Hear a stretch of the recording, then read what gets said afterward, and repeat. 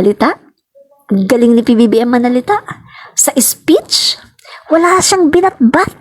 Kapag nag-speech ang Pangulo natin, napakagaling. Scholarly, napaka-professional, napakagaling oratory. Ang galing ng Pangulo natin. Pag nag-isip, nagplano, ang galing. Sa lahat ng bagay. Kapag paano siya bumuelta, paano siya sumagot sa mga nagbumabatikos. Napakagaling ng Pangulo natin. Walang-wala si Digong. Walang sinabi, walang binatbat si Digong. Napakagaling ng ating Pangulo, di ba? Good evening po, Ma'am Admin Rich. Magkasabay po kayo live ni Go Philippines. True po, wala ng Duterte. Pupwesto pa sa national, tama lang sila sa local. Opo, local lang talaga yan. Hindi na yan mananalo sa sa pagkapangulo kasi mga kaibigan, masasayang kasi ang mga effort ng ating Pangulo Bongbong Marcos sa West Philippine Sea. Ito mga kaibigan, nag-uumpisa na, no? Nakita nyo, nilulubayan na tayo ng China, mga kaibigan. Nilulubayan na tayo ng China, hindi na sila masyadong nagiging aggressive ngayon. Yung last na resupply mission, mga kaibigan, hindi na sila humarang. Kita nyo? Siguro nakikita nila na, naku, pagkaharang na naman tayo dyan, magiging masyado na tayong kontrabida sa harap ng mga tao sa buong mundo. Kasi 'di ba tuwing may ginagawa silang panghaharas at humaharang sila sa mga resupply mission, binivideo sila Pagkatapos ina-upload buong mundo, nakakaalam. At buong mundo binabatikos yung China. Kaya kita nyo last resupply mission natin mga kaibigan, tinantanan na tayo ng China. Mawawala lahat ito kung ang mananalo sa election sa pagkapangulo ay isang Duterte. Kasi alam naman natin yung stand ng mga Duterte, pro-China. Gusto nilang maging province of China tayo. At payag sila na ibigay ang ating mga isla sa West Philippine Sea. At payag sila na kahit na hindi masyadong makakuha ng maraming isda ang ating mga fisherman, okay lang sa kanila. Basta ang China andyan. Di ba?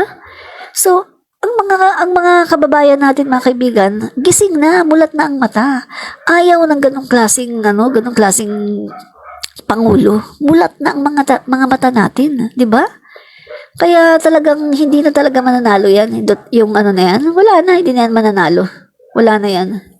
So mga kaibigan, tingnan mo ito 2.8%. Nag-slow down ngayon ang inflation, 2.8% na lang. Kita nyo mga kaibigan. Kita nyo patunay lang ito na tuloy-tuloy ang pagganda ng ating ekonomiya. Pero hindi lang talaga kayang tanggapin ng mga panatikong DD shits. Dahil nasasapawan ang kanilang Diyos-Diyosan na palamurang Pangulo at ayaw nila na sinasapawan ang kanilang former president. Di ba? Kita niyo mga kaibigan? Kaya eto sila, sinisira nila ang ating Pangulo ngayon kasi nga sila ay nai-insecure dahil nakikita ng buong mundo mga kaibigan na napakaganda ng nangyayari ngayon sa Pilipinas. And even mga kaibigan yung isang post dito sa Twitter kinuha ko kasi sabi ko, totoo ito, may katotohanan ito, no? Isang post ng isang June Jacinto sa Twitter. Ang sabi niya, nag-react siya dito mga kaibigan sa Philippine News Agency citing its preliminary data. The BOC or Bureau of Customs said has collected 37.329 billion pesos in revenues for the first month of 2024, higher by 2.16%. So, nag-react po itong si June Jacinto at sinabi po niya sa kanyang tweet, simula nang nawala ang mga Duterte Davao Voice sa BOC, puro lagpas sa target ang revenue collection. Nabawasan ang mga buwaya na galing sa Davao Crocodile Farm. So mga kaibigan, Tama yung kanyang reaction. Kasi mga kaibigan, simula nung nawala yung mga appointed no, ni Digong no, sa Bureau of Custom, mga kaibigan, ang Bureau of Custom ay lagpas-lagpas yung revenue. So, ibig sabihin, hindi na kurap, hindi na nangungurakot, lampas-lampas ang collection ng mga revenue ng Bureau of Custom. Mga kaibigan, alam nyo ba na ang Bureau of Custom ang sinasabi na isa sa pinakakurap na ahensya ng pamahalaan? Pero eto mga kaibigan, sa panahon ng ating Pangulo ngayon, PBBM, lampas-lampas sa target ang kanilang nakokolekta. Patunay lang mga kaibigan na talagang marami na ang nagbago sa kalakaran, sa sistema ng ating gobyerno sa panahon ni PBBM. Patunay lang mga kaibigan na talagang dahil ang Pangulo ay hindi kurap at hindi kurakot, kaya pati ang mga ahensya ng gobyerno na noon ay talagang super kurakot. Pero ngayon, nagbabago na. At talagang nakikita na ang resulta ng campaign ni PBBM sa anti-corruption campaign. Kitang-kita na mga kaibigan. Bureau of Custom, palaging sobra-sobra, lampas-lampas ang collection, yung target nila sa kanilang collection, lampas-lampas. BIR, ganun din. Halos lahat ng ahensya ng gobyerno ngayon, mga kaibigan, ay maganda ang collection. Ibig sabihin, talagang nakokolekta ng tama kasi walang nagbubulsa. Take note, mga kaibigan, kagagaling lang sa pandemic. Ka-open lang ng ekonomiya, pero ganito na kaganda ang collection. Kasi, ang ating gobyerno ngayon ay talagang gobyerno na talagang totoo at talagang determinado na wakasan ang korupsyon.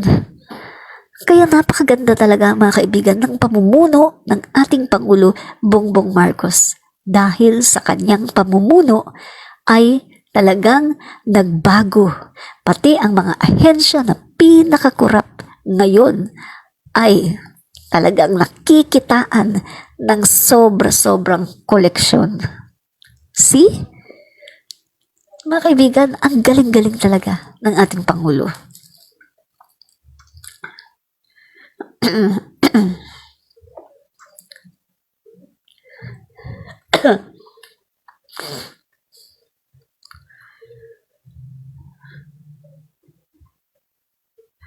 Ano pa?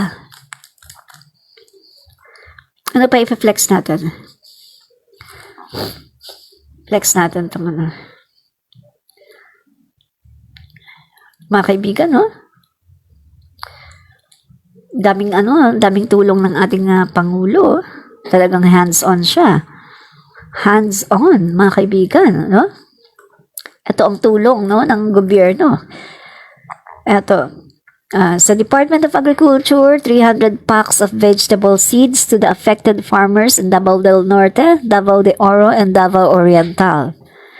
And then, 400 bags of corn seeds available for distribution upon validation of the reported damage and losses.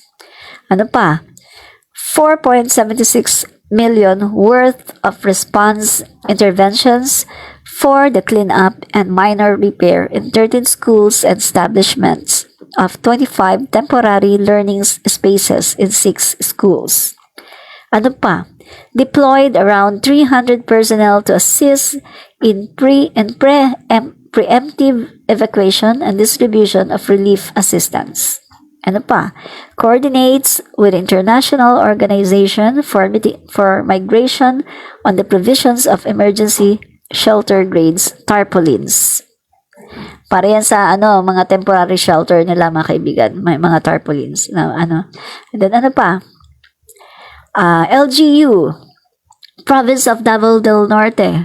Yan, ito yung ibinigay, no? 30 million Province of Davao Oriental, 30 million din. Province of Agusan del Sur, 30 million din. Province of Davao de Oro, 30 million din. Province of Surigao del Sur, 25 million. Province of, sige, push mo lang. Ay, salamat. Salamat. Province of Surigao del Sur, 25 million. Province of Maguindanao del Sur, 25 million. Davao City, 20 million. Butuan City, 20 million. Province of Davao Occidental, 20 million. Province of Agusan del Sur, 15 million. Province of Cotabato, 10 million. Province of Bukidnon, 10 million. And total of 265 million. Yan. So, yan mga kaibigan. Depende yan sa mga damage, no? Yung mas malaki ang mga damage, mas malaki rin ang bigay sa kanila, no? And then, Jammer Ocampo, Donna Enrile, tama ka, paulit-ulit na sila, hindi dapat pagsayangan ng panahon yan. Wala na kasi silang ibang maipanira. Correct po kayo, tama kayo dyan. Diyan nila, consistent sila na sinisiraan ang Pangulo natin tungkol sa drugs. Kasi nga, mga kaibigan, wala silang ibang may issue eh. Walang korupsyon ang Pangulo natin. Hindi nila mabato ng korupsyon kasi wala malinis eh. Malinis, walang korupsyon. Hindi nila mabato rin ng human rights kasi ang Pangulo natin talagang he's upholding with the laws, with the Constitution, no? At talagang ginagalang niya ang batas. So, kahit saan tingnan, mga kaibigan, pagdating din sa korupsyon, wala talaga silang maibato sa Pangulo natin. Kaya, nire-rehash na lang nila yung drugs, na nagmumukha naman silang mga sinungaling. Kasi, PDEA, sabi ng PDEA, never na nailagay ang pangalan ni PBBM sa listahan. Ang sabi ng PNP, never na nailagay ang pangalan ni PBBM. At eto mga kaibigan, ang sabi din ng PNP chief ni Duterte, si Bato de la Rosa, na DDS yan. DDS, Maka Duterte yan. Never niyang nakita, wala sa kanyang mga listahan nung siya ay PNP chief ni Duterte. Wala ang pangalang Bongbong Marcos. Never. So dito, lumalabas lang ang katotohanan na talagang nagsisinungaling si Pidot Dutae, no? Nagsisinungaling talaga si Pidot Dutae sa pagsasabi na nasa listahan daw si PBBM. Na ang katunayan, wala naman talaga sa listahan. Puro lang kasinungalingan para sirain ang ating Pangulo, no? Para mailagay yung kanilang gusto. Alam niyo na sino, di ba? So, yung mga kaibigan, no? Ito pa. Dami mga kaibigan, no?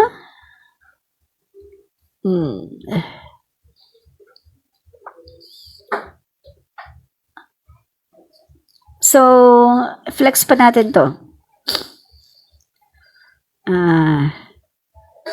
So when you May flex pa tayo. Sandali flex natin.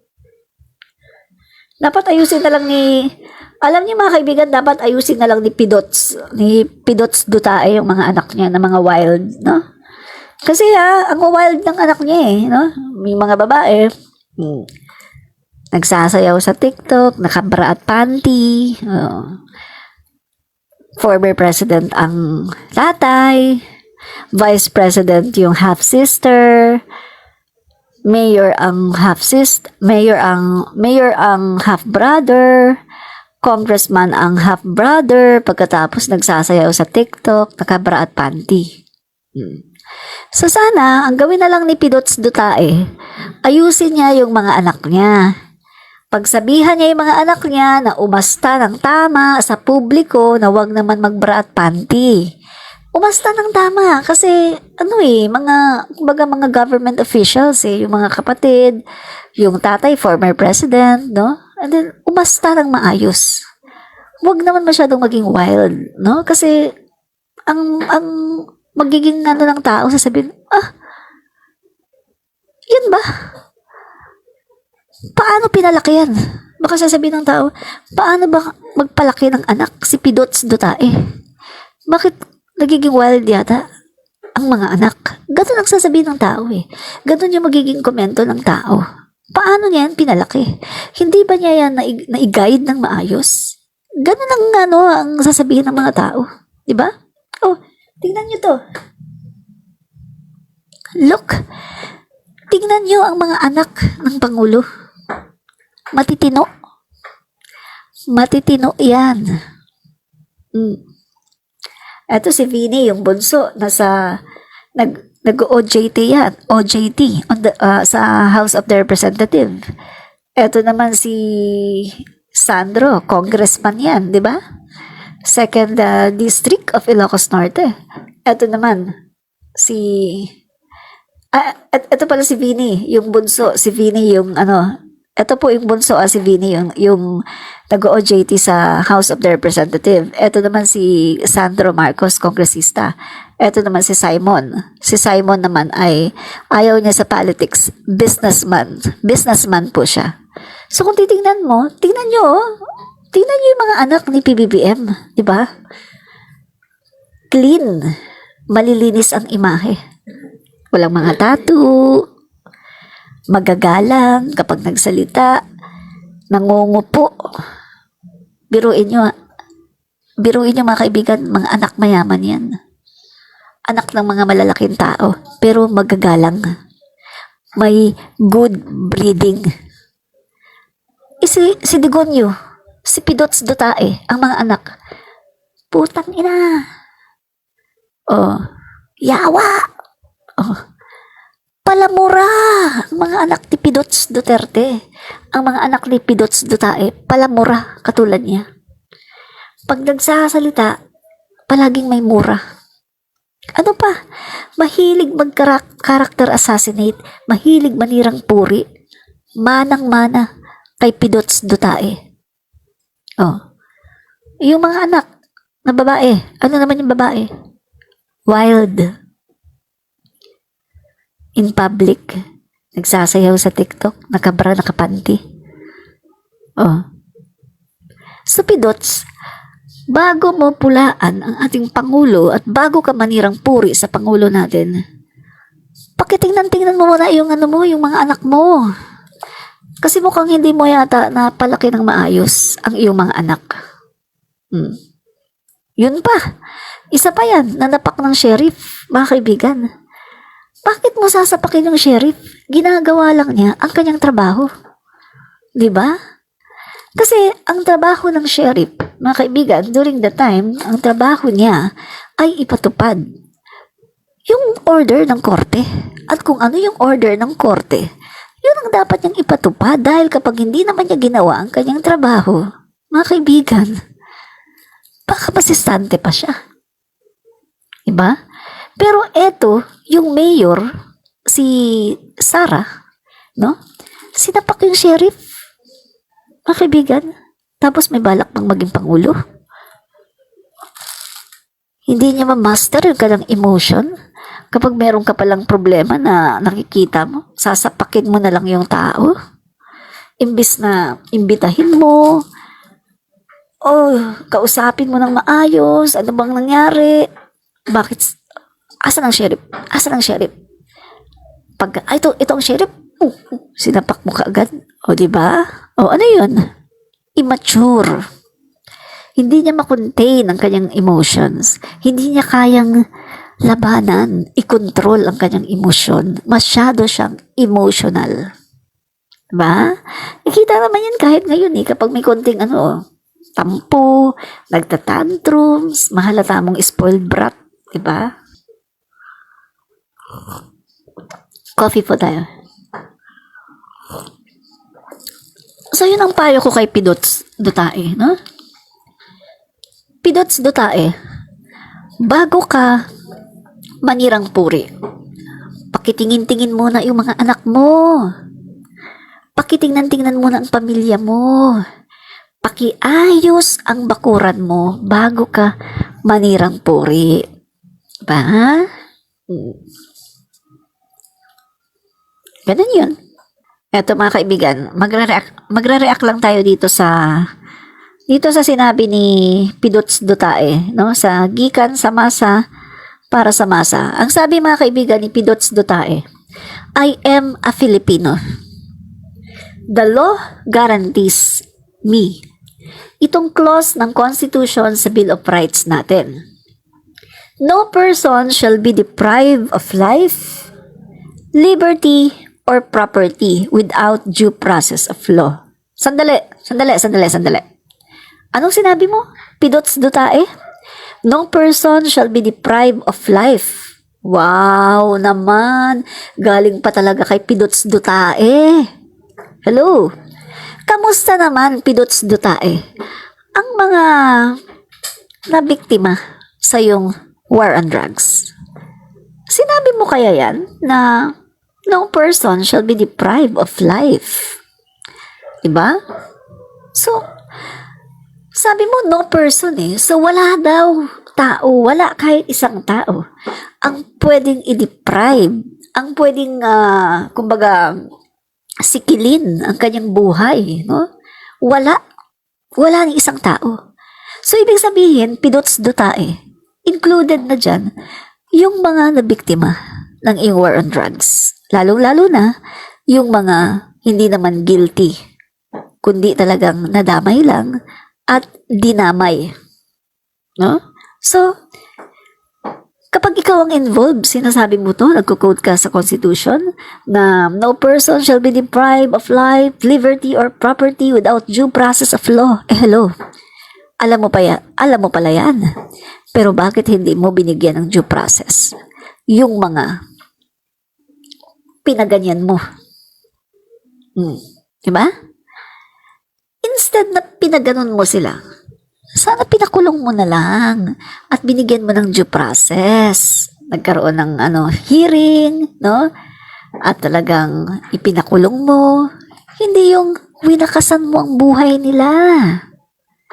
So dito sa sinasabi mo, no person shall be deprived of life, liberty, or property without due process of law.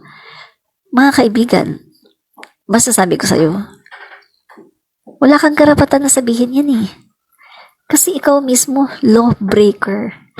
Lawbreaker ka. Dahil nga, yung mga tao, pinaganon mo. Small-time drug user. Small-time drug pusher. Pinaganon mo. Mga kaibigan, pwede naman i-rehab, di ba? Pwedeng ikulong. Malay mo, pagdating ng araw, maging Pangulo ng Pilipinas pa yan. Kasi di ba sinasabi mo nga, pidots dutae, na ang Pangulo natin, PBBM, ay bangag noon, bangag pa ngayon. Di ba sinasabi mo yan? At sinasabi mo pa, nasa drug list. Pero, ang sinasabi mo, hindi mo kinasuhan, hindi mo tinukhang, dahil kaibigan mo. Kung paniniwalaan natin yung sinasabi mo, no? Just in case, no? Kunwari, paniwalaan natin ang sinasabi mo. So, parang inaamin mo ngayon, pidots dutae, no? Inaamin mo ngayon na ang tao pala, pwede palang maging Pangulo. Pwede palang maging magandang buhay, maging Pangulo ng Pilipinas. Kahit na siya ay naging drug user. So, ibig sabihin, yung mga tao pala na drug addict, pwede pala maging Pangulo. At pwede pala na maganda ang kanilang pananaw, magaling sila mag-speech, matalino, kung mag-isip, at talagang pwede pa lang siyang maging role model. Kasi kung titingnan mo ang Pangulo natin, makikita mo, walang manifestation ng pagiging addict Wala kang makikitang ebidensya na addict siya. Wala. Kita nyo nga, kapag nag-speech, yung speech nga niya di sa napaka-dignified. Walang-wala si Dutae Pidots, no? Napaka-dignified ng ating Pangulo. At talagang kitang-kita mo yung pagiging professional, pagiging mabuting tao. So, ibig pala sabihin, Pidots, yung mga pinatsugi mo nun, baka marami dyan magiging Pangulo ng Pilipinas, pero wala na. Wala na sila ngayong syansa kasi pinakitlan mo na yung buhay nila Pinaganon mo na sila So wala na silang tsansa para magbago. 'Di ba?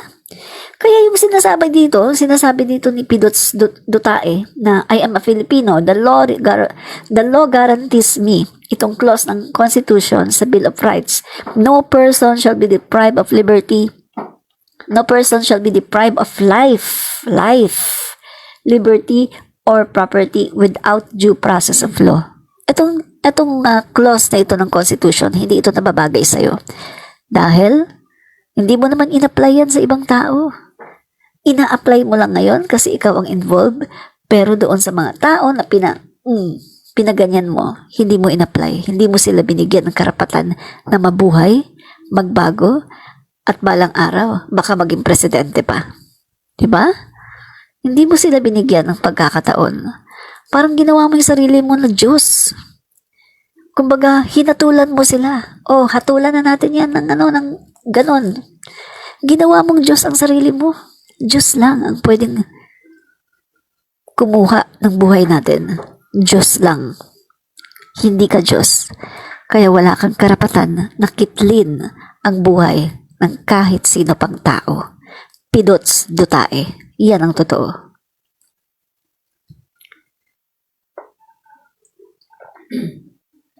Ano pa? Yung sabi pa niya dito,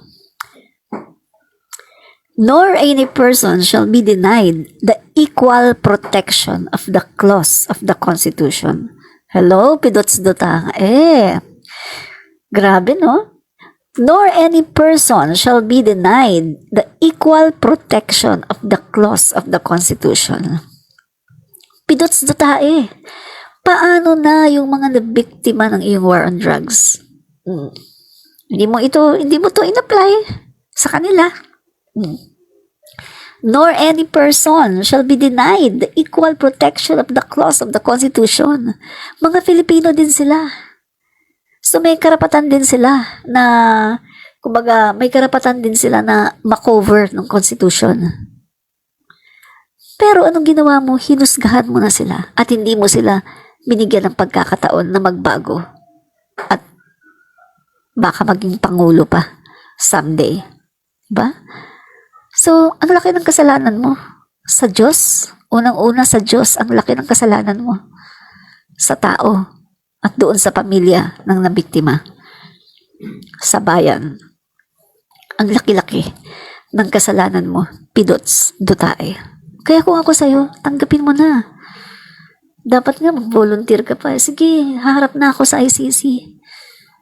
Dapat nga mag-volunteer ka pa eh. Kasi para mabawasan naman ng konti, no? Magkaroon ng judgment, magkaroon ng hustisya yung mga nabiktima. JK. Ano ba?